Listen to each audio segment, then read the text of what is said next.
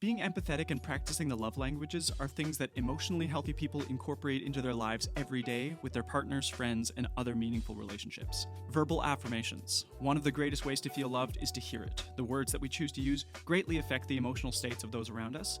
This sharing of love is almost always reciprocated, and then you feel loved in return. It's win-win. If I say to a friend, I really enjoy spending time with you because you're so easy to be around, full of positivity, fun to hang out with, authentic, you have such a beautiful energy, etc., they understand that it's a vulnerable act for me to share my feelings, and it's vulnerable because our ego imagines a possibility where we will be embarrassed or shamed for saying these things. Anyone who shames you for being vulnerable and communicating love is someone that you don't want as a friend. Period. Most people, upon hearing something like this, smile and look you in the eyes and say, I really like spending time with you too. I would probably follow it up with, do you want to have a hug? It gives them permission to say no, but almost always they'll say yes. Hugs are another love language, physical affection.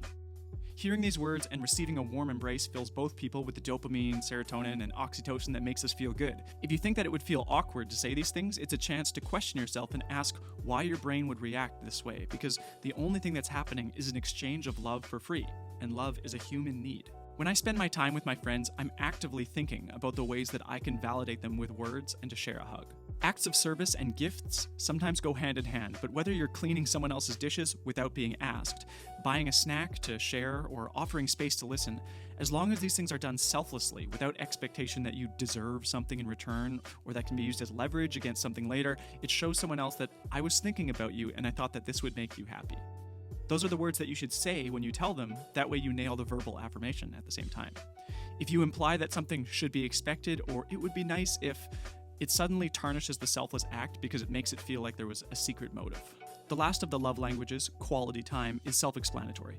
Being with another person without being distracted. We all need connection in our lives, and we don't feel as connected if someone else is constantly checking their Facebook feed, basically saying, I'm bored and I need something else to stimulate me. Being a good partner and friend is all about making the other people in our lives feel important to us. It's an excellent habit for everyone to practice finding ways to incorporate making others feel loved as often as possible, because the energy is reflected back upon us, making us feel loved and fulfilled as well. Think about how you interact with strangers. You may not be able to express love in the same way you do with your close friends, but it's amazing how you can change someone's lives, their day, or current mood by just saying something nice. I really like your hair color, it's really cool. Even if you don't fully believe it, or it's not a color that you would use for yourself, it was a conscious decision that they made, and they feel validated and loved for making that choice. The look on their face when they hear your words is enough to fill you with good feelings as well. Love is an infinite source that keeps on giving. So think about the ways that you can practice showing love to other people in your life, even strangers, and then see how it makes you feel.